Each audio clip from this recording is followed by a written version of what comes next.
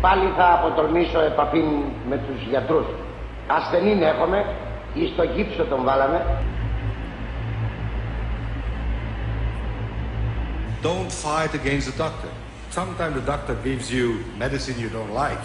But even if you don't like the medicine, the doctor is there to try to help you.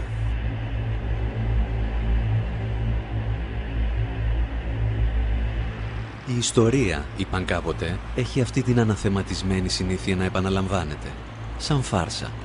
Και από ένα δικτάτορα γιατρό περάσαμε στον αρχίατρο του Διεθνούς Νομισματικού Ταμείου.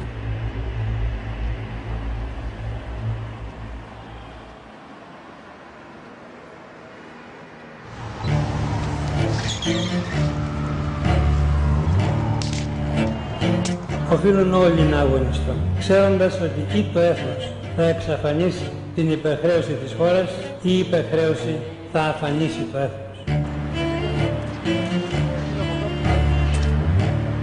Η εισοδηματική πολιτική εφέτος θα είναι αυστηρά περιοριστική. Οι αυξήσεις που θα δοθούν θα είναι 0. Άλλα περιθώρια για παροχές, φορολογικές ελαφρύνσεις δεν υφίστανται.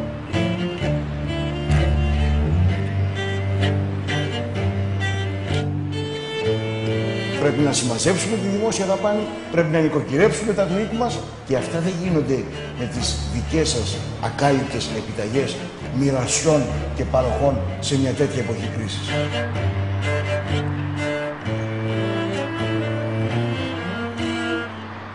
Η πατρίδα μας δυστυχώς βρίσκεται στην εντατική. Το δημοσιονομικό αδιέξοδο της χώρας απειλεί την εθνική μας κυριαρχία. Για πρώτη φορά από το 1974.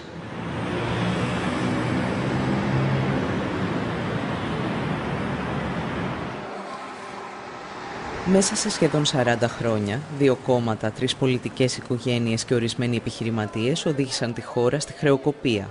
Κήρυξαν στάση πληρωμών στους πολίτες, επιχειρώντας να σώσουν τους δανειστές τους.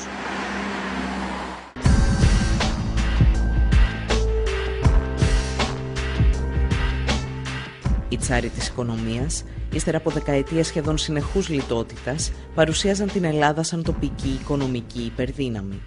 Το έργο μας είναι ασυναγώνιστο. Ποια κυβέρνηση έλυσε το πρόβλημα της οικονομίας? Η οικονομία για άλλη μια φορά θα αποδειχθεί ότι είναι το ισχυρό χαρτί της χώρας μας. Ενώ η οικονομία έκανε ένα άλμα και άλλαξε κατηγορία, πήγε από την δεύτερη στην πρώτη εθνική. Όταν το οικοδόμημά τους κατέρευσε, οι ίδιοι άνθρωποι έλεγαν πίσω από τις πλάτες μας ότι λόγω κάποιας γενετικής ανομαλίας είμαστε ανίκανοι να διαχειριστούμε την οικονομία μας χωρίς ξένες παρεμβάσεις.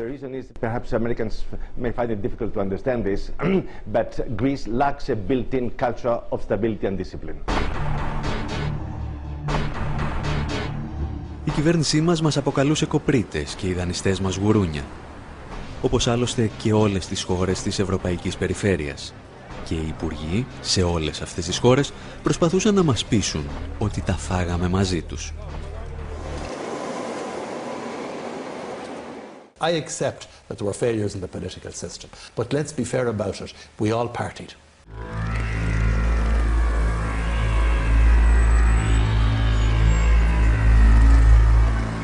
Η απάντηση στην καταγραφή που υπάρχει εναντίον του πολιτικού προσωπικού της χώρας. Πώς τα φάγατε τα λεφτά που μας ρωτάει ο κόσμος? Είναι αυτή, σας διορίσαμε. Τα φάγαμε όλοι μαζί. Είμαστε λοιπόν τα άσωτα παιδιά μιας καλοκουρδισμένης παγκόσμιας οικονομίας και μιας επιτυχημένης Ευρώπης, ή μήπως το σύστημα είχε προβλήματα από τα νεανικά του χρόνια?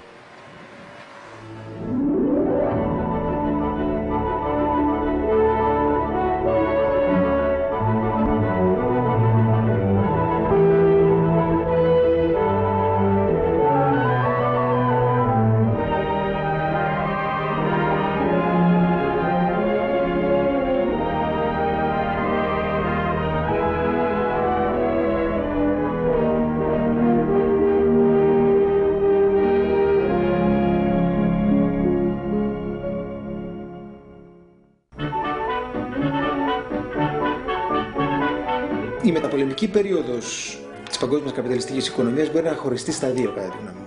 Είναι τα πρώτα 25 χρόνια περίπου της λεγόμενης χρυσής εποχής μετά τον Δεύτερο Παγκόσμιο Πόλεμο, όπου η ρυθμή ανάπτυξης ήταν υψηλή, τα πραγματικά εισοδήματα ανέβαιναν, η κατανάλωση ανέβαινε, δημιουργήθηκαν αυτές οι συνθήκες που δεν είχαν ξαναφανεί ποτέ στην ιστορία του καπιταλισμού. Joe's the king because he can buy more with his wages than any other worker on the globe.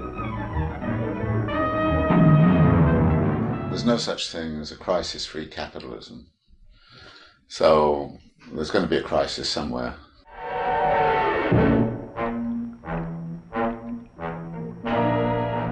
Αυτή η περίοδος έφτασε στο τέλος της στα μέσα της δεκαετίας του 1970.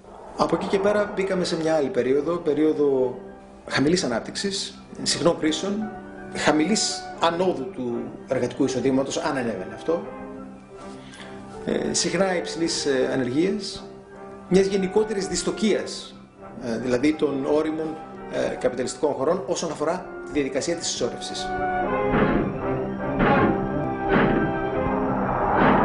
That crisis was really focused on the power of labor, which was very strong at that time in the core capitalist regions in Europe and North America.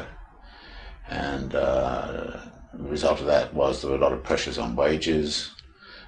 Labor was well organized. They had a lot of political power in the state, in elections, and it was just simply a problem for capital. So they had to discipline labor, and they did it a number of ways. They did it mainly by opening up national economies to global competition, gaining access to the world's labor resources, eventually, of course, as China came into the picture. In the automatic permafreeze, so see your dealer right away, get a permafreeze today. Χαρακτηριστικό της περίοδου αυτής είναι η γιγάντωση του χρηματοπιστωτικού συστήματος, την οποία εγώ και άλλοι θα ονομάζαμε χρηματιστικοποίηση. Η χρηματιστικοποίηση έφερε και επέτεινε τις κρίσεις. Capital could go pretty much where it wanted with plenty of access to low-wage labor. But then the problem arose that the share of wages in national income was going down everywhere. And of course, wages is a big part of the market. And then there came the problem of how do you sell your goods when the purchasing power is not there. And the answer was give everybody credit. So we got the invention of the credit economy, which really picks up strongly in the 1980s and 1990s to cover the gap between what labor was actually getting and what it could purchase. And that's where many people started to see by the end of the 1990s, 2000, that this was the unsustainable bit. But so it was the way we got out of the crisis of the 1970s that prepared the ground for this kind of crisis.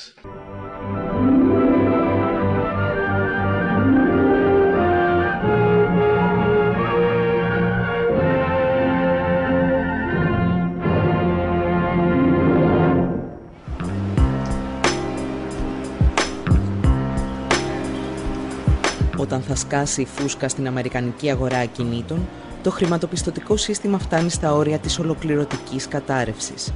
Συμπαρασύρει έτσι την πραγματική οικονομία που αντιμετωπίζει τα δικά της δομικά προβλήματα.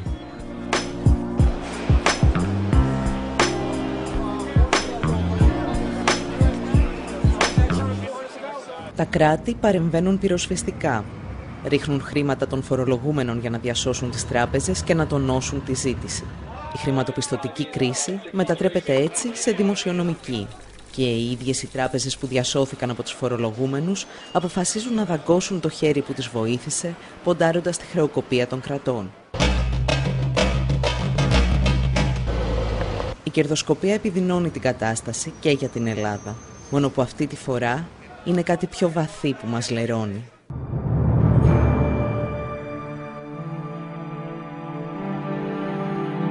Έχει έρθει η σειρά της Ευρωζώνης να πληρώσει. Ο βασιλιάς Ευρώ αποδεικνύεται γυμνός. Πρώτα απ' όλα γυμνός από κράτος. Il n'y a pas de monnaie sans État. L'avantage des États-Unis et l'avantage du dollar, malgré toutes ses faiblesses, c'est entre autres qu'il y a un État qui s'appelle les États-Unis.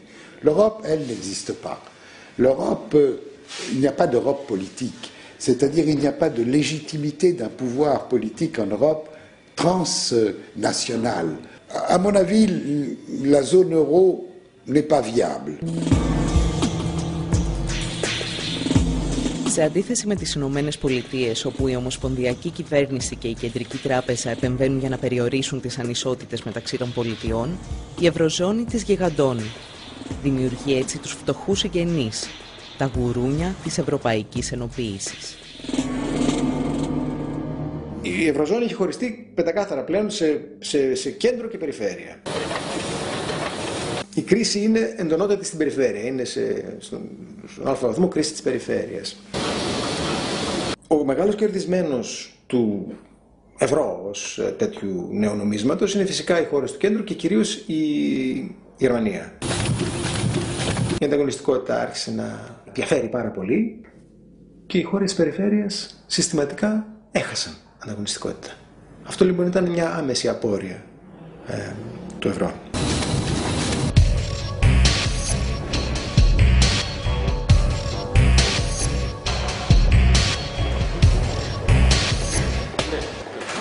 La crise de l'Union européenne est causée par la manière dont on a réalisé l'intégration européenne.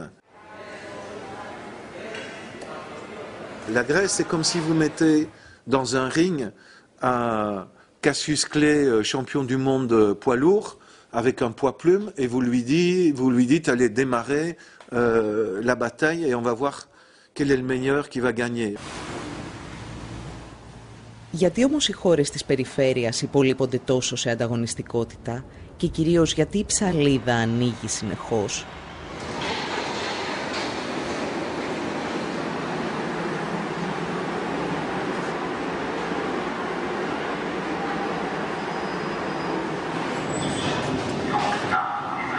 Ο μύθος της οκνηρής περιφέρειας και της εργατικής Γερμανίας με την υψηλή παραγωγικότητα καταρρίπτεται. Αν κατάφεραν κάτι οι γερμανικές κυβερνήσεις, ήταν να κηρύξουν τον πόλεμο στους δυτικούς τους εργαζόμενους και να παγώσουν τους μισθούς τους για μία δεκαετία.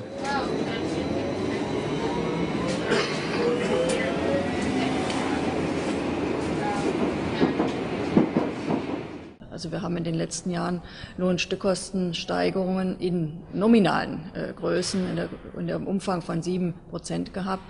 Im Euroraum waren es 27%. Und wenn man so eine Diskrepanz hat, ist ja völlig klar, dass andere Länder niederkonkurriert werden, weil wenn ein Land quasi die realen Löhne ja sogar sinken, also die sind in Deutschland heute niedriger als zur Jahrtausendwende, und in anderen Ländern immerhin moderate Lohnsteigerungen sind, dann wird natürlich die deutsche Industrie immer wettbewerbsfähiger und andere Industrien haben überhaupt keine Chance. Und durch den Euroraum ist eben ein Mittel ausgeschaltet, was es früher gab, nämlich die Abwertung der nationalen Währung. Und damit war im Grunde ein Mechanismus installiert, der genau zu diesen Ergebnissen führen musste, die wir jetzt haben.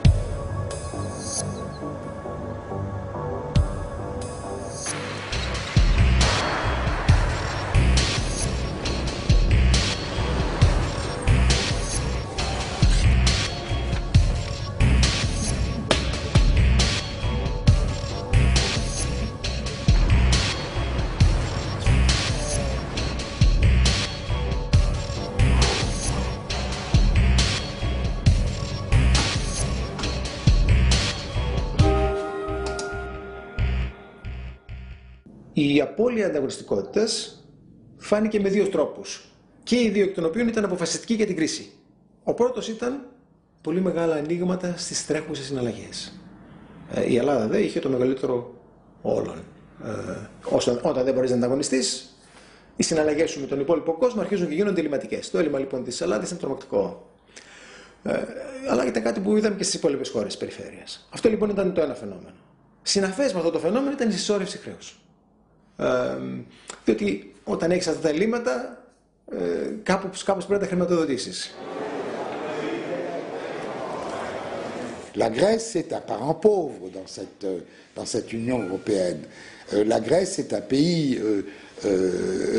de la semi-périphérie du continent européen. Il est évident que la Grèce ne pouvait ne peut pas avoir autre chose que des déficits publics dans les conditions de son intégration au marché européen.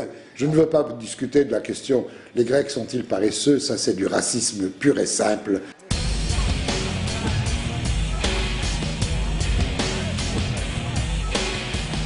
Η Ευρωζώνη διαλύει το νοσοποιητικό σύστημα των χωρών της Ευρωπαϊκής Περιφέρειας, αφήνοντάς τις εκτεθειμένες στην παγκόσμια κρίση. Αχίλλειος πτέρνα αυτών των χωρών είναι τα ελλείμματα και το χρέος. Χρέος που στη δική μας περίπτωση έχει βαθιές ρίζες στην ιστορία του ελληνικού κράτους.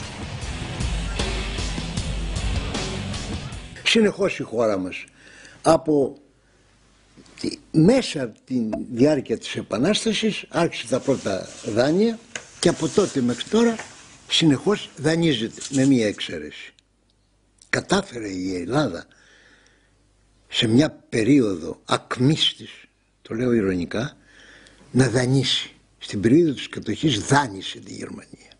Την υποχρέωσαν οι Γερμανοί να γίνει δανειστής, αποδανειζόμενος.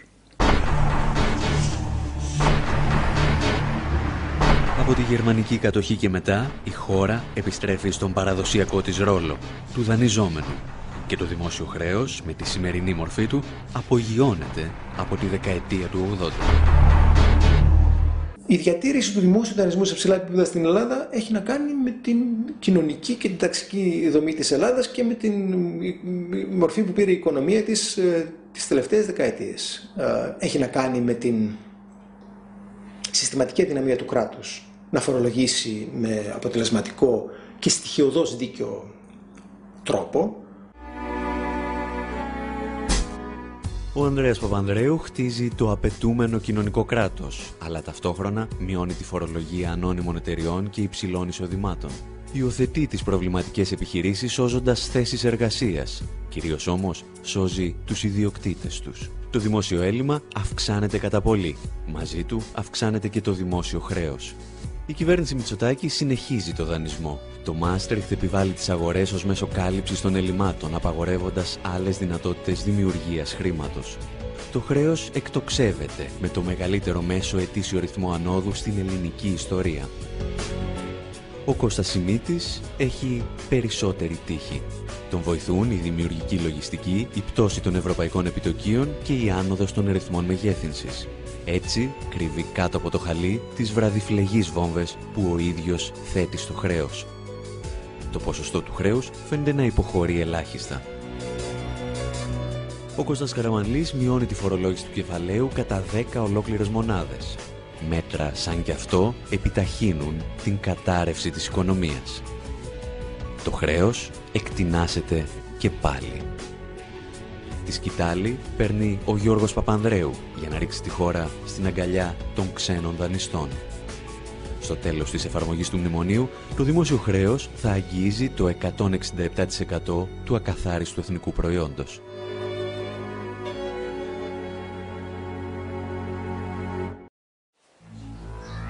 Οι περισσότερες χώρες που βρέθηκαν σε παρόμοια θέση δέχθηκαν την επίσκεψη του Διεθνούς Νομισματικού Ταμείου. Κανένας όμως δεν πλήρωσε τόσο ακριβά όσο η Αργεντινή, το αντεστραμμένο είδωλό μας στην άλλη πλευρά του Ατλαντικού.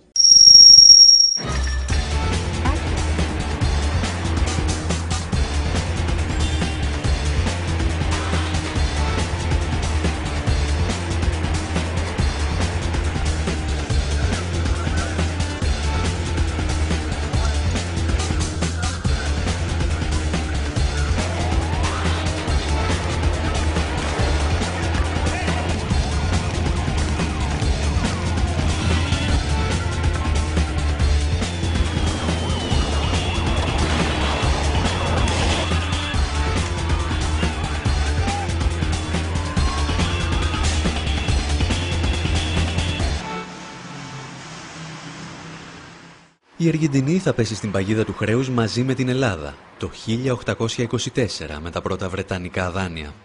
Η θηλιά όμως σφίγγει στα τέλη του 20ου αιώνα. Η χώρα κλειδώνει την ισοτιμία του νομίσματός της με το δολάριο. Χάνει έτσι όλα τα μέσα άσκησης νομισματικής πολιτικής. Ζει τη δική της Ευρωζώνη. Μόνο που στη θέση του Βερολίνου βρίσκεται η Ουάσιγκτον. in a way to enter the new century in a very, very solid basis. Παράλληλα, το Διεθνές Νομισματικό Ταμείο μετατρέπει τη χώρα σε ένα ακόμη πειραματικό εργαστήριο του νεοφιλελευθερισμού.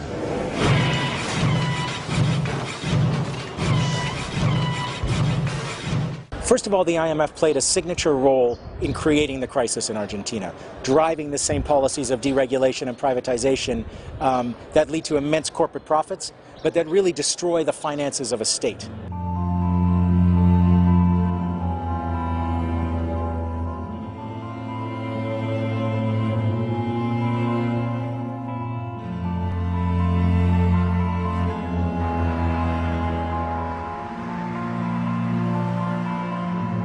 They were very clearly, the agent of U.S. power in the world, just as they are very clearly the agent of neoliberalism, which means the agent of upper classes in the neoliberal enterprise, whose aim was to increase their income tremendously. But they did to the present crisis. Με την οικονομική κατάρρευση της Αργεντινής το 2001, το Διεθνές Νομισματικό Ταμείο και οι νεοφιλελεύθερες θεωρίες του γίνονται περίγελος των οικονομολόγων σε όλο τον κόσμο. Ορισμένα τέρατα όμως δεν πεθαίνουν ποτέ. The IMF is a little bit like a zombie institution. You can't kill it.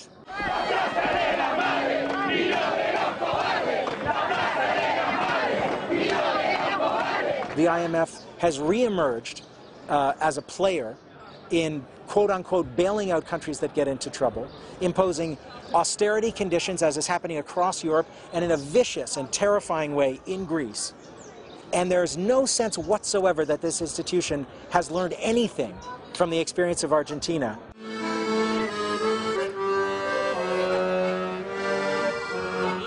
Η Ελλάδα θα πληρώσει ακριβά την εμπλοκή του Διεθνούς Νομισματικού Ταμείου και σε ορισμένες περιπτώσεις θα την πληρώσει προκαταβολικά.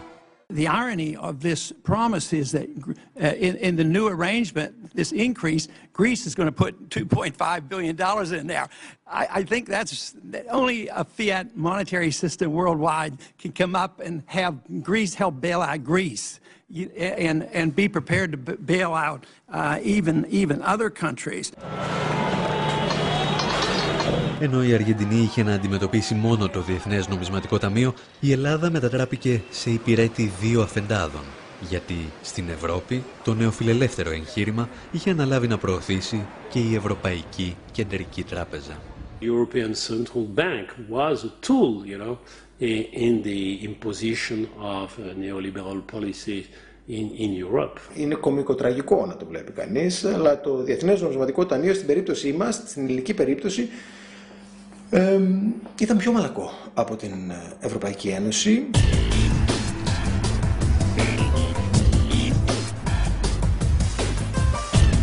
Τα μέτρα που επιβάλλει η ελληνική κυβέρνηση σε συνεργασία με την Τρόικα δεν είναι απλώς άδικα και επικίνδυνα για τον πληθυσμό. Είναι εξ αρχής καταδικασμένα σε αποτυχία.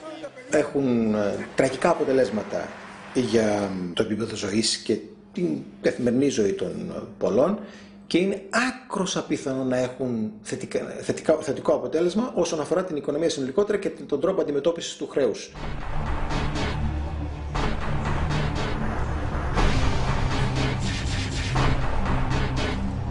Όπως και στην Αργεντινή, στόχος των μέτρων δεν ήταν να σωθεί η οικονομία, αλλά οι τράπεζες και οι μεγάλες επιχειρήσεις. The IMF put magnificent pressure on Argentina to repay these debts. Many of the debts were inflated, in fact exploded, because of the transfer of debt from huge corporations, including some of the biggest banks in the world, onto the public treasury, onto the public purse, which the IMF pushed for as well. Τα μέτρα που έχουν ληφθεί λοιπόν μέχρι τώρα είναι μέτρα σταθεροποίησης, με την έννοια ότι είναι μέτρα τα οποία θα αποτρέψουν την άμεση στάση πληρωμών, αθέτηση πληρωμών από πλευράς Ελλάδας αύριο. Δεν είναι μέτρα τα οποία θα μειώσουν το χρέος. Αυτό δεν είναι φανερό, δεν χρειάζεται να το θεωρητικοποιήσουμε, ότι το χρέος συνεχίζει να αυξάνεται και να αυξάνεται ταχύτατα, αφού υιοθετήθηκαν τα μέτρα και ως απόρρια των μέτρων. Είναι μέτρα που ελήφθησαν για να προστατευτούν οι δανειστές, να προστατευτούν οι τράπεζες με τον πιο ξεκάθαρο τρόπο. Μέσα σε λίγους μήνες η ελληνική κυβέρνηση θα προσφέρει στις ελληνικές τράπεζες 108 δισεκατομμύρια ευρώ, σχεδόν δηλαδή το σύνολο του πακέτου σωτηρίας που λαμβάνει από το Διεθνές Νομισματικό Ταμείο και την Ευρωπαϊκή Ένωση. Η Αργεντινή, όταν βρέθηκε αντιμέτωπη με ανάλογες καταστάσεις, τιμώρησε αρκετούς από τους υπευθύνους. Η εικόνα των προέδρων που εγκατέλειπαν το προεδρικό μέγαρο με ελικόπτερα στοιχιώνει ακόμη το Διεθνές Νομισματικό Ταμείο, αλλά και τους συνεργάτες του.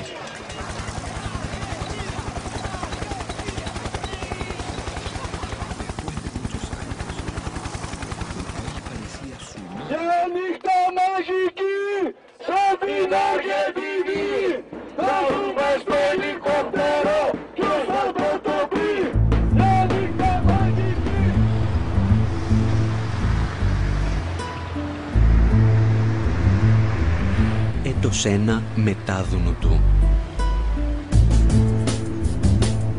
Η Ελλάδα έχει μπει σε ένα εντατικό πρόγραμμα εξυγιάνσεων, αξιοποιήσεων, εξορθολογισμού και συμμαζέματος.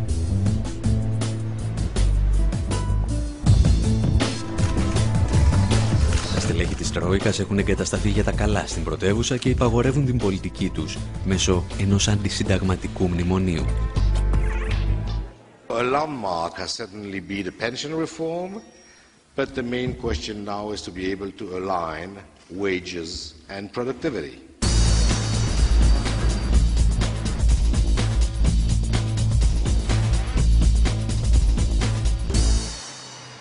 Τι είμαστε σήμερα? Είμαστε ελεύθερη χώρα, είμαστε ανεξάρτητοι ή υποτελείς. Είμαστε στην πλήρη ολοκληρωτική υποτέλεια. Είναι άλλο θέμα η ελευθεριά και άλλο θέμα η εθνική ανεξαρτησία. Δηλαδή το πρόβλημα της χώρας μας είναι πρόβλημα εθνικής ανεξαρτησίας σήμερα.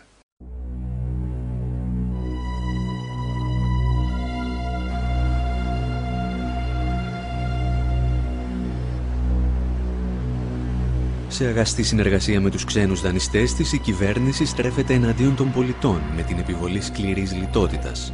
Το αποτέλεσμα είναι φτώχεια, λουκέτα και ανεργία.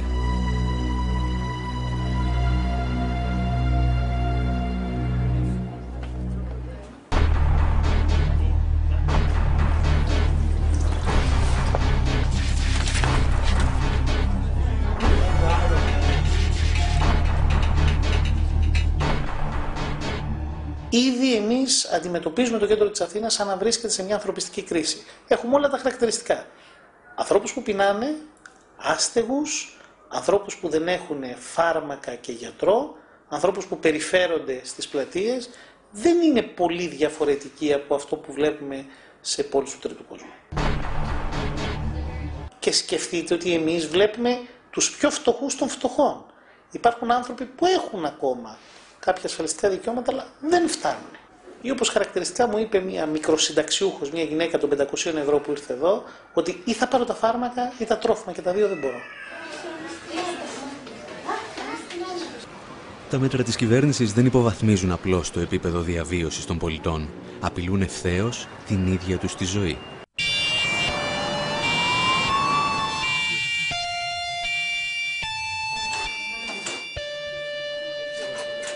Όλες οι χώρες που μέχρι τώρα μπήκαν σε διαδικασία υποστήριξης σε εισαγωγικά από το Διεθνές Νομισματικό Ταμείο είχαν δραματικές επιπτώσεις στο προσδόκιμο επιβίωσης, δηλαδή αυτό που λέμε στην απλή γλώσσα μέσο όρο ζωής.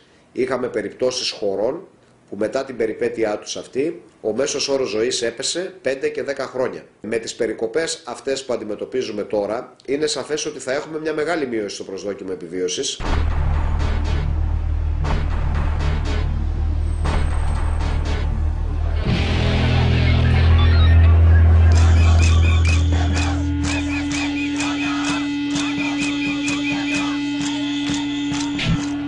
Οι πολίτες αντιδρούν.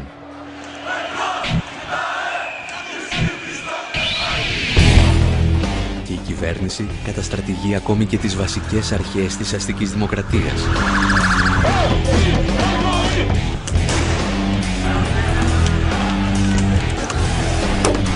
Με το ιδιώνυμο της κουκούλας, τις προληπτικές προσαγωγές και τους κουκουλοφόρους αστυνομικούς στα όρια του παρακράτους.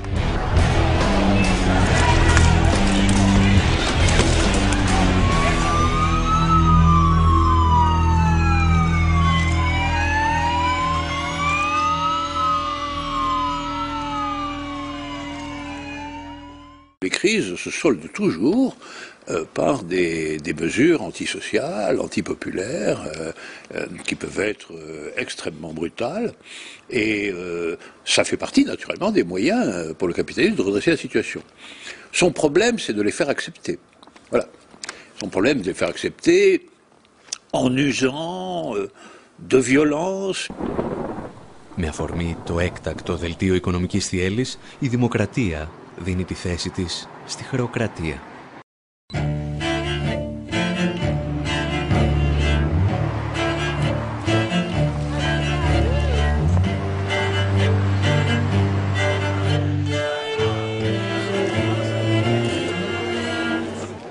Une crise du capitalisme, c'est quand même une énorme destruction de valeur. C'est quand même de la valeur qui part en fumée dans la spéculation financière. Donc, cette destruction de valeur, il faut que quelqu'un la paye. Les capitalistes n'ont pas l'intention de la payer eux-mêmes, hein. On les comprend d'ailleurs. Ils ne sont pas altruistes. Ils ne sont pas... Αν όμως αυτοί που προκάλεσαν την κρίση δεν είναι διατεθειμένοι να πληρώσουν, γιατί να την πληρώσουμε εμείς?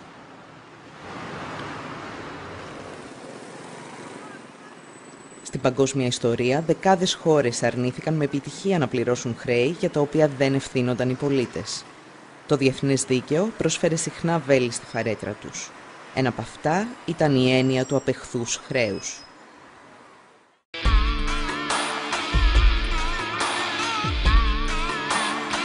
Η ιστορία μας ξεκινά τη δεκαετία του 1920 με τον Αλεξάνδερ Σακ. Υπουργός στην τσαρική Ρωσία και ειδικός σε θέματα δικαίου, ο Σακ βρέθηκε μετά την Επανάσταση του 1917 να διδάσκει σε πανεπιστήμια της Ευρώπης και των Ηνωμένων Πολιτειών. Και το 1927 παρουσίασε μια λαμπρή ιδέα, την έννοια του απεχθούς χρέους. Για να ορίσουμε ένα χρέος ως απεχθές, είπε, πρέπει να υπάρχουν τρεις προϋποθέσεις. Πρώτον, το καθεστώς της χώρας να προχώρησε στη σύναψη του δανείου χωρίς τη γνώση και τη συγκατάθεση των πολιτών. Δεύτερον, τα δάνεια να σπαταλήθηκαν σε δραστηριότητες που δεν ωφέλησαν τους πολίτες της χώρας. Και τρίτον, ο πιστωτής να ήταν ενήμερος για αυτή την κατάσταση και να σφύριζε αδιάφορα.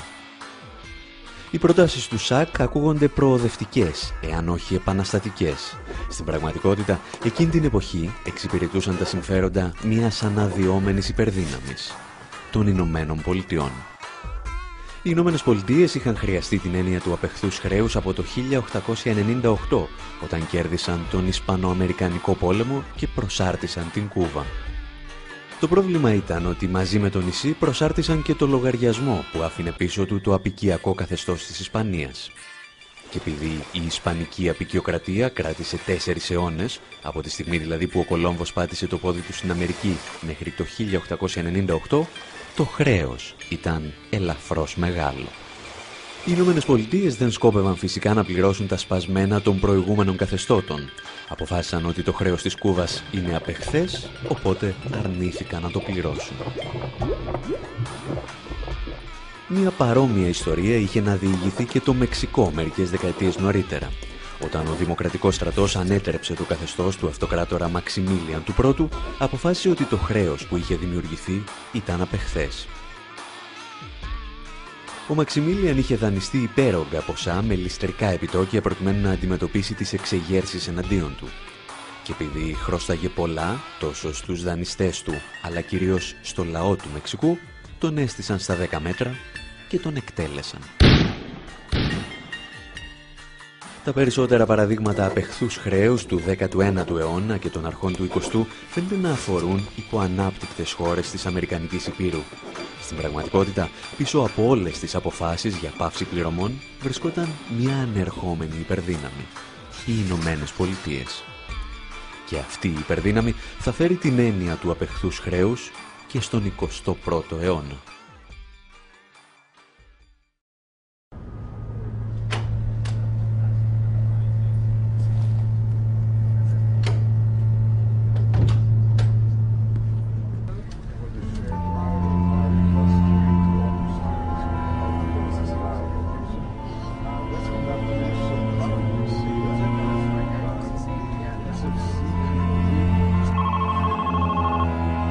Δεκέμβριος 2002. Ο Λευκός Οίκος βάζει τις τελευταίες πινελιές στα σχέδια εισβολής και κατάληψης του Ιράκ.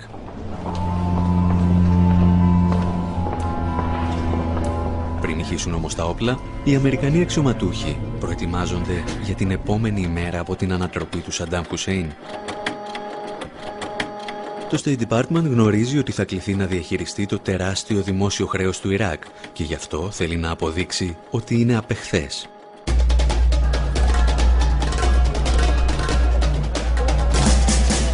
Δημιουργεί λοιπόν μια μυστική ομάδα εργασίας και η ομάδα αυτή προτείνει η πρώτη μεταβατική κυβέρνηση να κηρύξει στάση πληρωμών με το επιχείρημα ότι ο Ιρακινός λαός δεν πρέπει να πληρώσει το απεχθές χρέος του καθεστώτος. Όλα είναι πλέον έτοιμα για την επίθεση. My fellow citizens, at this hour, American and coalition forces are in the early stages of military operations to disarm Iraq, to free its people, and to defend the world from grave danger.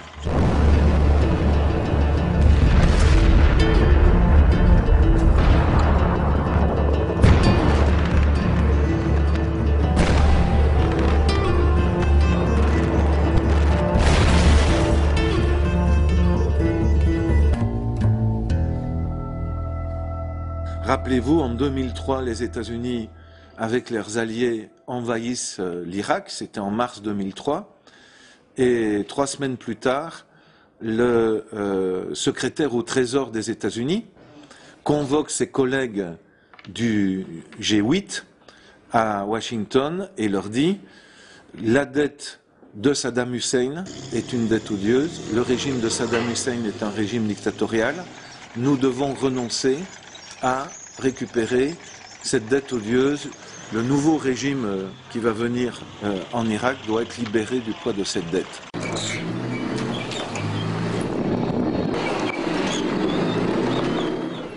Major combat operations in Iraq have ended. In the Battle of Iraq, the United States and our allies have prevailed. Ο George Bush θα αναθέσει στον πρώην Υπουργό Εξωτερικών James Baker να πείσει τη διεθνή κοινότητα ότι το χρέος του Ιράκ είναι απεχθές. Και αυτός υποστηρίζει ότι ο Σαντάμ Χουσέιν σπαταλούσε τα χρήματα του λαού του για να κατασκευάζει παλάτια και να αγοράζει όπλα. Μεταξύ άλλων, οι Αμερικανοί διπλωμάτες απέδειξαν ότι το Ιράκ όφιλε δισεκατομμύρια δολάρια στη Γαλλία και τη Ρωσία για την αγορά πυράβλων Exocet και μαχητικών αεροσκαφών Mirage F1 και MiG. Στην πραγματικότητα, η συμπεριφορά του Χουσέιν δεν διαφέρει και τόσο από την πρακτική αρκετών ηγετών της Δύσης.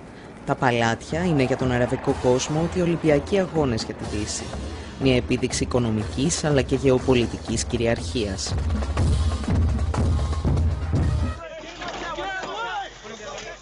Η αμερικανική διπλωματία θα αποδείξει τελικά ότι το χρέος του Ιράκ είναι απεχθές και πως ο Ιρακινός λαός δεν οφείλει να το πληρώσει. Η Ουάσιγκτον όμως συνειδητοποιεί ξαφνικά ότι ανοίγει τον ασκό του αιώλου. Για πρώτη φορά στον 21ο αιώνα, η μοναδική υπερδύναμη θα νομιμοποιούσε την έννοια του απεχθούς χρέους. Και έτσι προτίμησαν να κρύψουν την υπόθεση κάτω από το χαλί.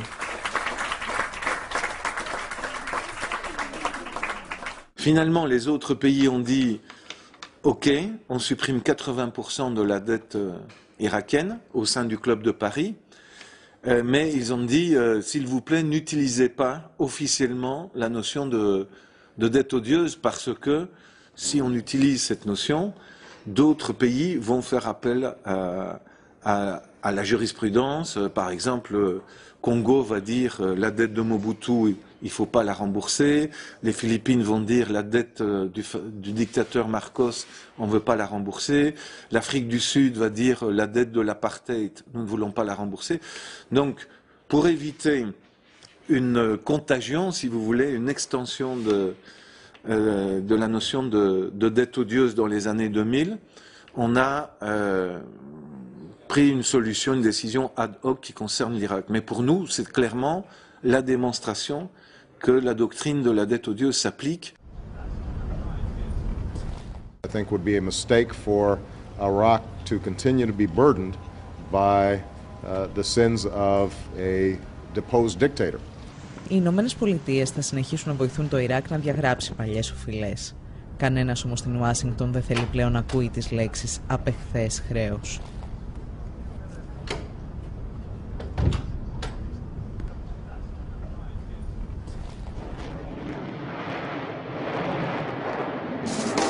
Το Ιράκ κατάφερε να διαγράψει ένα μεγάλο τμήμα του χρέους του με τις πλάτες μιας αυτοκρατορίας. Μια άλλη χώρα όμως αποφάσισε να σταθεί στα δικά της πόδια και να τα βάλει με το Διεθνές Νομισματικό Ταμείο και τους μεγάλους δανειστές της. Κατάφερε να αποδείξει ότι το χρέος της ήταν όχι μόνο απεχθές, αλλά παράνομο και αντισυνταγματικό. Καλώς ήρθατε στον Ισημερινό.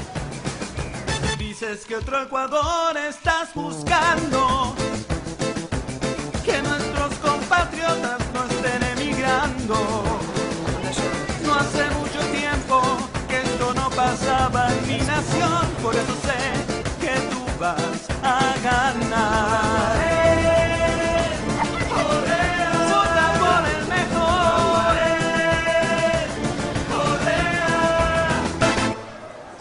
Hay compromisos nacionales urgentes y nosotros primero pondremos los compromisos nacionales a los compromisos internacionales. En buena hora, si podemos cumplir ambos, pero nuestras prioridades son muy claras. Primero la vida antes que la deuda.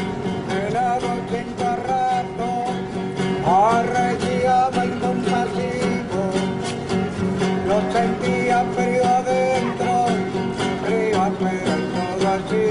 Ο Ισημερινός θα μπορούσε να είναι μία από τις πλουσιότερες χώρες της Νότιας Αμερικής. Από τη στιγμή όμως που ανακαλύφθηκε πετρέλαιο, η χώρα γνώρισε μόνο δικτάτορες, φτώχεια, συσσωρευμένο χρέος και οικονομικούς δολοφόνους. My real job was deal making. It was giving loans to other countries, huge loans, much bigger than they could possibly repay. And one of the conditions of the loan, let's say $1 billion loan to a country like Indonesia or Ecuador, and this country would then have to give 90% of that loan back to a U.S. company or U.S. companies to build the infrastructure, a Halliburton or a Bechtel. These were big ones. And those companies would then go in and build an electrical system or ports or highways, and these would basically serve just a few of the very wealthiest families in those countries. The poor people in those countries would be stuck ultimately with this amazing debt that they couldn't possibly repay. Το 1982 καταφθάνει στον Ισημερινό το Διεθνές Νομισματικό Ταμείο και μαζί μια επιτροπή σοφών που εκπροσωπεί τους μεγάλους πιστωτές. Ο Ισημερινός αναγκάζεται να δανείζεται όλο και περισσότερα για να αποπληρώσει παλαιότερες υποχρεώσεις του. Era simplemente un pillaje permanente que el Ecuador pagaba a los países del norte. Para ponerles un ejemplo, durante toda la década del 80 y del 90, ¿no?, hasta el 2005, el servicio de la deuda representaba alrededor del 50% del presupuesto del Estado. Es decir, el orden del 3.000 a 4.000 millones de dólares anuales, ¿no? Mientras que para salud, el gasto de salud anual del presupuesto era apenas del 4%. 4.000 millones para pagar el servicio de la deuda, 400 millones para gastos de salud. 4.000 millones para pagar el servicio de la deuda y 800 millones para educación, ¿no? Entonces estábamos matando a nuestra población.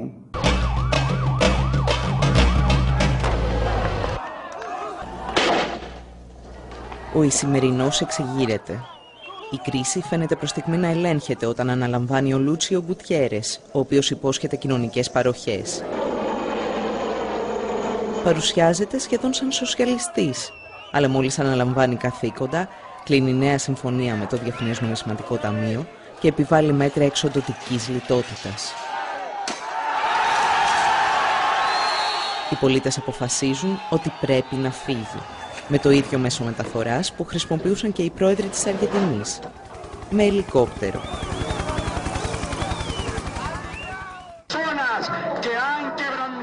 Ο αντιπρόεδρος Παλάσιο, που αναλαμβάνει την εξουσία, ξεκινά με καλές προθέσεις. Σύντομα όμως υποκύπτει στην Ουάσιγκτον και ο λαός στρέφεται στο μοναδικό πολιτικό που είχε αντισταθεί στις διεθνείς πιέσεις, τον Ραφαέλ Κορέα.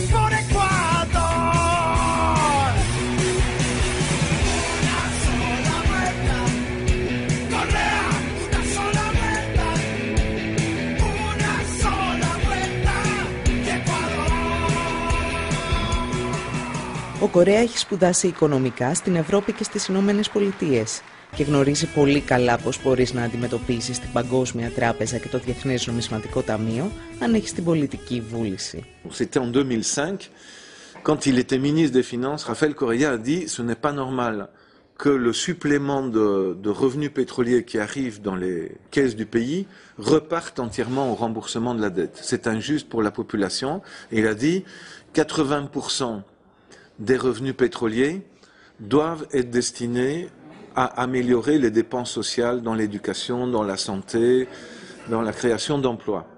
Et seul 20% doit aller dans le remboursement de la dette. » La Banque mondiale a dit il n'est pas question que nous continuions à prêter de l'argent à l'Équateur si l'Équateur maintient une telle loi. Donc c'était clairement une immixtion de la Banque mondiale dans les affaires intérieures de l'Équateur. Et ce ministre, Rafael Correa, a dit il n'est pas question que j'accepte, moi comme ministre, cette imposition de la Banque mondiale. Et donc il a préféré démissionner plutôt que de plier devant la Banque mondiale.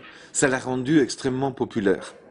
Les gens ont dit « Ah, voilà quelqu'un qui préfère démissionner et perdre son poste de ministre, mais pour défendre la dignité et l'intérêt de la population. » Ο Κορέα τελικά εξελέγει πρόεδρος το 2006. Μία από τις πρώτες αποφάσεις του ήταν να απελάσει τον εκπρόσωπο της Παγκόσμιας Τράπεζας και να ζητήσει από τους εκπροσώπους του Διεθνούς Νομισματικού Ταμείου να φύγουν από το κτίριο της Κεντρικής Τράπεζας. Στελέχη του Ταμείου, όπως ο Μπομπ Τρά, που αργότερα θα έρθει στην Ελλάδα, είχαν ήδη χαρακτηριστεί ανεπιθύμητοι από τους πολίτες του Ισημερινού. La burocracia internacional majadera, incompetente y deshonesta tendrá que respetar a nuestro país. Así que por eso hemos expulsado al representante del Banco Mundial en el país y nos reservamos el derecho de iniciar las acciones legales pertinentes por los daños y perjuicios causados al país. Además, nos reservamos el derecho de calificar como ilegal las deudas que tenemos con el Banco Mundial. 6 μήνες μετά, ο Κορέα προχώρησε ένα βήμα παρακάτω. Ικανοποίησε το αίτημα των κοινωνικών οργανώσεων για επιτροπή λογιστικού ελέγχου. Moi, j'ai été une des personnes désignées par le président Correa pour faire partie de cette commission. Il y avait 18 membres de la commission et il y avait aussi 4 organes de l'État qui étaient représentés dans cette commission. Et nous étions chargés d'auditer, donc d'analyser tous les contrats qui avaient entraîné l'endettement du pays entre 1976 et 2006.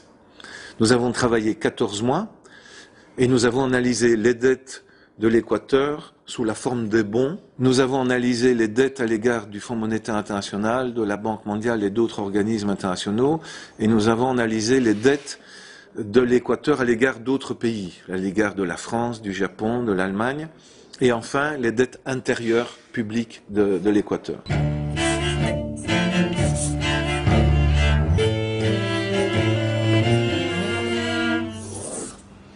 La pelea por tener acceso a la documentación fue dura, terrible. En el Ministerio de Finanzas, un colaborador nuestro, Alejandro Olmos, hijo, y mi persona, fuimos declarados personas no gratas en el Ministerio de Finanzas y todos los funcionarios del Ministerio de Finanzas hicieron una carta al ministro quejándose y denunciando nuestra posición, tanto de Alejandro Olmos como la mía, que estábamos afectando a los funcionarios del ministerio, ¿no? O sea que nosotros nos reímos de ese hecho, pero para que vea cómo nosotros hemos tenido dificultades serias en este caso y hemos sido acusados de ser los malos de la película, ¿no? En este proceso de auditoría. Παρά τα εμπόδια, η Επιτροπή κατόρθωσε να ολοκληρώσει το έργο της και διαπίστωσε ότι ένα μεγάλο κομμάτι των χρεών ήταν μη νομιμοποιημένο. Έδωσε τα συμπεράσματά της στο κράτος και το κράτος τα έδωσε στους πολίτες. En fait, ce qui était très important au niveau de la commission d'audit de l'Équateur, c'est que tous nos travaux ont été rendus publics. Donc la population équatorienne a été largement informée de pourquoi la dette qui avait été contractée par le gouvernement antérieur de l'Équateur, notamment au cours de l'année 2000, était une dette frappée d'illégitimité. vuelve, el Congreso es decadente, partidocracia es dictadura, con los políticos de siempre. El poder es ciudadano, te lo dice tu hermano, con la constituyente al pueblo ecuatoriano. Dale Correa, dale Correa. A esos que se creen dueños del Ecuador, nos robaron el futuro y no votaron el país. Dale Correa, dale Correa. Dale Correa, Rafael. Έχοντας τα στοιχεία από την Επιτροπή, η κυβέρνηση απέδειξε ότι το χρέος είναι μη νομιμοποιημένο και ανακοίνωσε πάυση πληρωμών για το 70% του ομολογιακού χρέους του Ισημερινού. Frente a esa situación, los tenedores de la deuda ecuatoriana comenzaron a sacar sus bonos al mercado a valores muy bajos, del 20% de su valor. ¿Y qué hizo el Ecuador en forma secreta, no? El gobierno ecuatoriano comenzó a comprar, utilizó unos 800 millones de dólares para comprar 3.000 millones de dólares de deuda. Y fue para el caso ecuatoriano una reducción muy importante de la deuda, que permitió obviamente mejorar las condiciones de vida de la gente. Il faut aussi, dans l'économie faite par l'Équateur, compter les intérêts qu'il aurait fallu payer jusque 2012 ou 2030. Et si on prend tout en compte, c'était une économie de 7 000 millions, de plus de 7 000 millions de dollars pour l'Équateur. Donc une économie très importante pour le pays, ce qui a permis au gouvernement d'augmenter très fortement les dépenses d'éducation, de santé, pour la création d'emplois aussi, pour l'amélioration des infrastructures. Ecuador is no longer in sale, you know? Hey! Hey! Hey! Hey!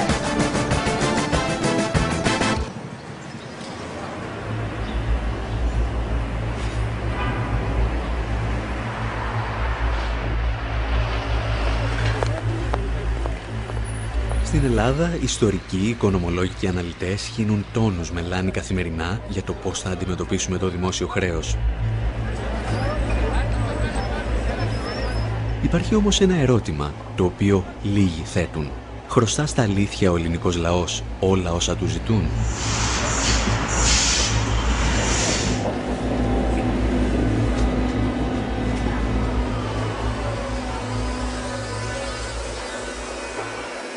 La dette plus récente de la Grèce, je dirais, c'est une dette frappée d'illégitimité et d'illégalité. Alors, quels sont les signes de ça? Quand les autorités d'un pays reçoivent des pots de vin de la part de grandes sociétés transnationales, et c'est le cas de Siemens, qui, avec sa filiale Siemens Hellas, a distribué de l'argent, des pots de vin, à des responsables, à des ministres, à des hauts fonctionnaires depuis plus de 10 ans pour gagner des contrats.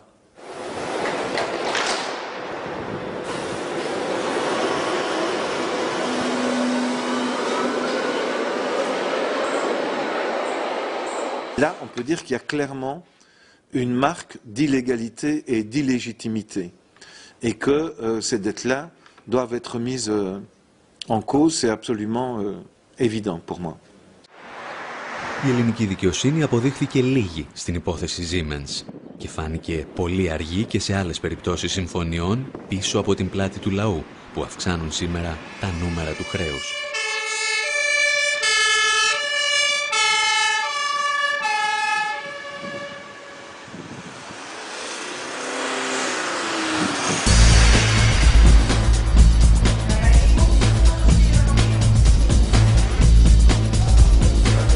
Με τα διαβόητα swaps του 2001 η κυβέρνηση υποθήκευσε το μέλλον για να δείξει ένα ψεύτικο καλύτερο παρόν.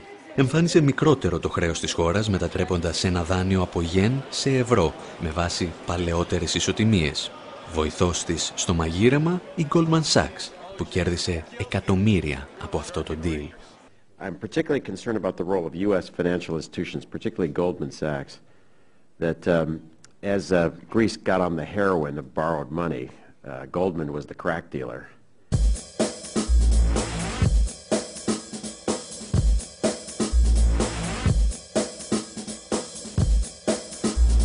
Το κόλπο πέτυχε για πολλά χρόνια και οι ελληνικές πολιτικές ελίτ έδειξαν ότι ξέρουν να ανταμείβουν τους συμμάχους τους. Προσέλαβαν ξανά την Goldman Sachs ως σύμβουλο με τους πολίτες να πληρώνουν τη συνεργασία. La Goldman Sachs donc, a conseillé le gouvernement grec et en même temps, d'une main et de l'autre main, il attaquait le gouvernement grec. Το σκάνδαλο αποκαλύπτεται το 2010.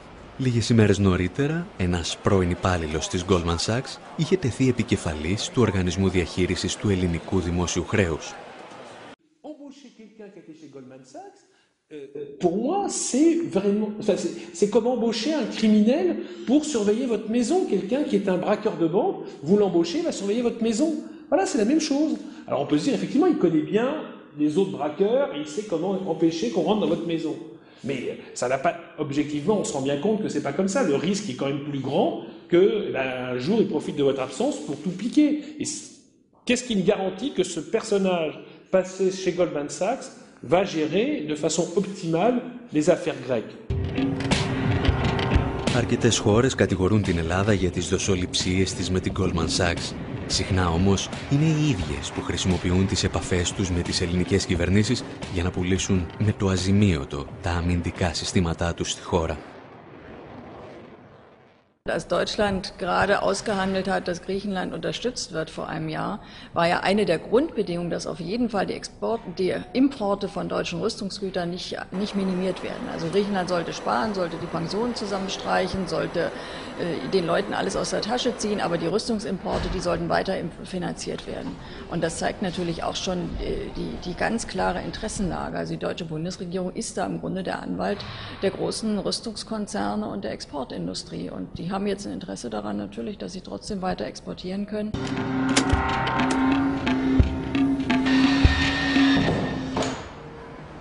On est quand même hypocrite. Ces derniers mois, la France a vendu 6 frégates à la Grèce pour 2,5 milliards, des hélicoptères pour plus de 400 millions, des Rafales, un Rafale à 100 millions. Là, malheureusement, mon espionnage ne m'a pas permis de dire si c'est 10 ou 20 ou 30 Rafales. Ça fait presque 3 milliards. Et puis il y a, l'Allemagne a vendu 6 sous-marins dans les prochaines années à la Grèce il y a quelques mois. Ça fait 1 milliard. Mais on est complètement hypocrite. On leur donne de l'argent pour acheter nos armes.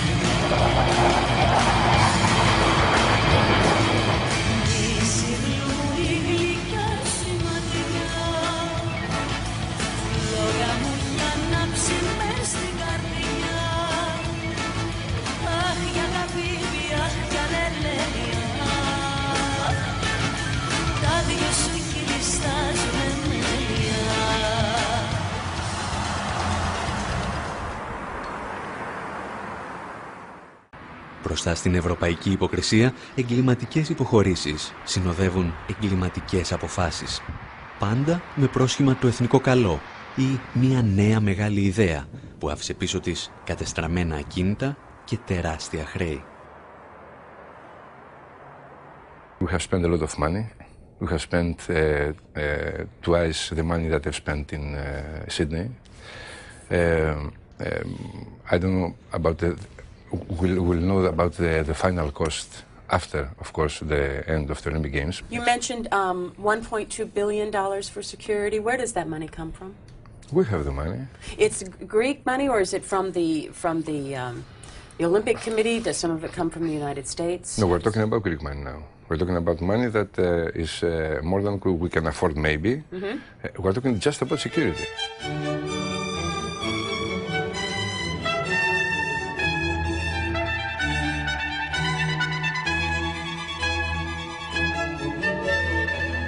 On a fait des dépenses somptueuses, tout à fait exagérées, payé par la population grecque, parce que pour rembourser les dettes qu'on a contractées pour réaliser ces Jeux Olympiques, bien évidemment, on utilise une grande partie des impôts payés par les citoyens grecs pour rembourser cette dette. Et il est tout à fait normal que les citoyens grecs demandent qu'on fasse une analyse très claire de pourquoi le budget des Jeux Olympiques a explosé, à quoi les dépenses ont servi.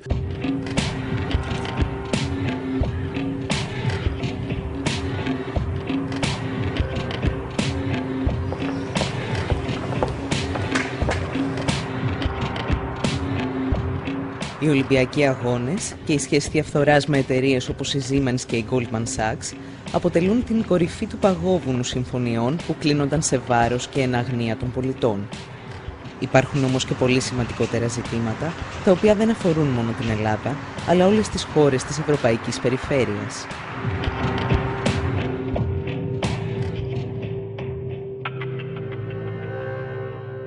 Έχουν ακολουθηθεί όλοι οι κανόνες που επιβάλλονται και προσδιορίζονται όσον αφορά την έκδοση ομολόγων?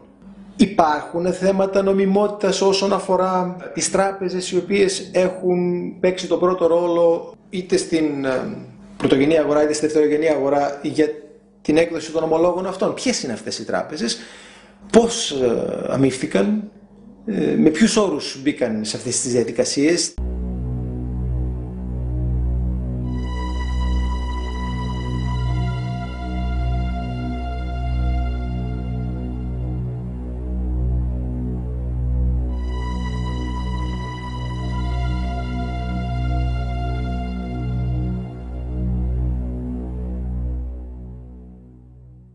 Also ich denke, dass ein Großteil der Schulden, die derzeit als Staatsschulden im Euroraum existieren, illegitime Schulden sind, weil es sind Schulden, die durch eine Politik entstanden sind, die sich gegen die Interessen der Mehrheit der Bevölkerung gerichtet hat. Und deswegen soll jetzt nicht die Bevölkerung diese Schulden abtragen.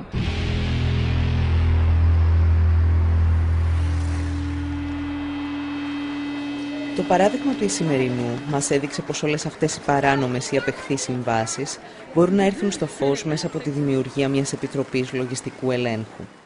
Γιατί δεν μας λένε καθαρά ποιο είναι αυτό το χρέος, πόσο είναι αυτό το χρέος και πώς δημιουργήθηκε αυτό το χρέος και πού οφείλουμε και σε ποιους οφείλουμε. Γι' αυτό είναι αναγκαίο και απαραίτητο ένας λογιστικός έλεγχος ώστε να προσδιορίσει ακριβώς τι είναι αυτό το χρέος. Γι' αυτό λέω η γνώση και η απόρριψη όλων των ψευδολογιών που λένε και η κυβέρνηση και οι εταιρείες που αρπάζουν το χρήμα του ελληνικού λαού και τα παπαγαλάκια που πληρώνονται αδρά για να υμνούν την κυβέρνηση.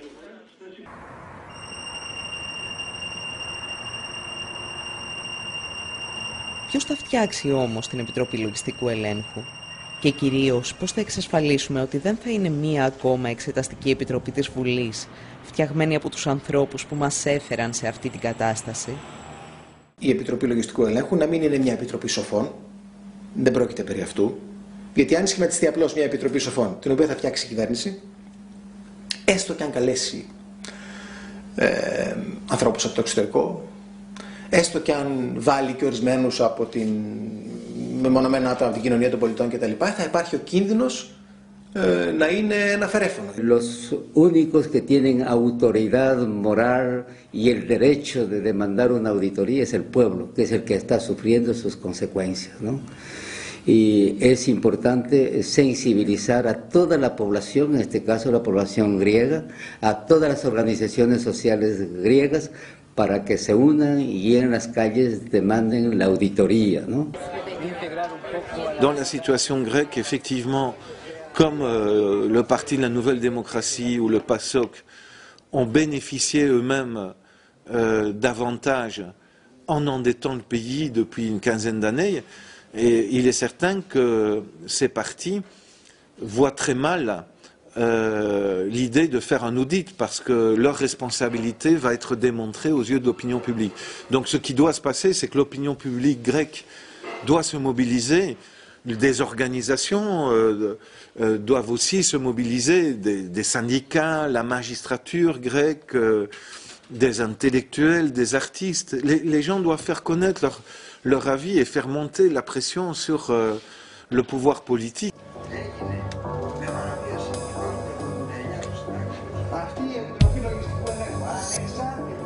Από τις αρχές Μαρτίου, μια ομάδα ανθρώπων από διαφορετικούς πολιτικούς και εργασιακούς χώρους συγκρότησε μια πρωτοβουλία για τη δημιουργία Επιτροπής Λογιστικού Ελέγχου στην Ελλάδα.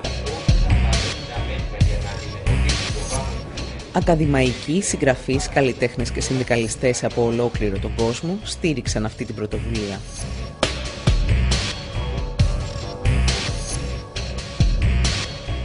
Η Επιτροπή Λογιστικού Ελέγχου θα διερευνήσει ποια τμήματα του χρέους είναι απεχθή και ποια είναι παράνομα και θα αποδείξει ότι ο ελληνικός λαός, βάσει της ελληνικής και της διεθνούς νομολογίας, δεν οφείλει να τα πληρώσει. Η απόφαση όμως είναι στη βάση της πολιτική και όχι οικονομική. Ακόμη και αν το χρέος ήταν νόμιμο, καμία κυβέρνηση δεν έχει το δικαίωμα να δολοφονεί τους πολίτες της για να εξυπηρετήσει τους δανειστές της. Και όλο το ελληνικό χρέος, το 350 δις ευρώ, να αποδειχτεί νόμιμο, που δεν θα αποδειχτεί έτσι, αλλά και όλο να αποδειχτεί νόμιμο, πάλι η Ελλάδα δεν μπορεί να το σηκώσει. Πάλι δηλαδή θα πρέπει να διαγραφεί. Εάν η εξυπηρέτηση του χρέους, η διατηρησιμότητά του επιβάλλει διάλυση των νοσοκομείων, διάλυση της παιδείας, διάλυση των δρόμων, τότε το χρέος σε κοινωνική βάση είναι μη διατηρήσιμο. What in effect the government is saying is that they're going to default in relationship to the Greek people. And I don't understand how a social democratic, socialist, popularly elected government can turn to its own voters and say we're going to default on you instead of defaulting on the financial institutions. There is only one single option in the coming decades, which is not to pay this debt, because it was based on neoliberalism. And the neoliberal endeavor, was a crime against humanity. Personne n'a l'obligation de payer sa dette, parce que cette dette a été accumulée à travers un fonctionnement vicieux du marché financier. Il est immoral de payer une dette immorale.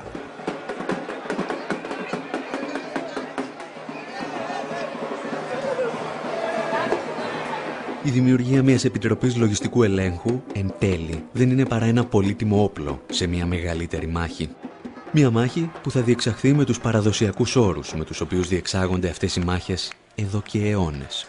Χωρίς αυτήν, όσες φορές και αν διαγράψουμε το χρέος, αυτό θα αναγεννάται από την τέφρα του. Θα διαμορφωθεί δηλαδή πεδίο ιδεολογικής, πολιτικής και ταξικής πάλης. Το χρέος είναι πεδίο ταξικής πάλης. Το ίδιο. N'ayez surtout pas peur, en tant que Grec, de revendiquer vos droits dans l'Union européenne et par rapport au gouvernement grec. C'est fondamental, c'est en se battant qu'on fait respecter ses droits et c'est pas en se soumettant aux diktats des créanciers. Regardez la Tunisie, regardez l'Égypte, c'est quand une population se met en action qu'elle peut réellement changer la situation.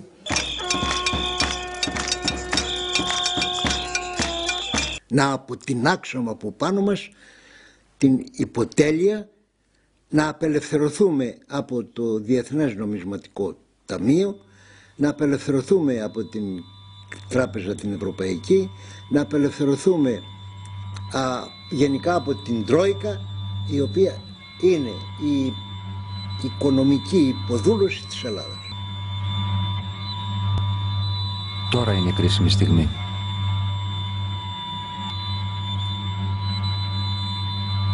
Πάμε.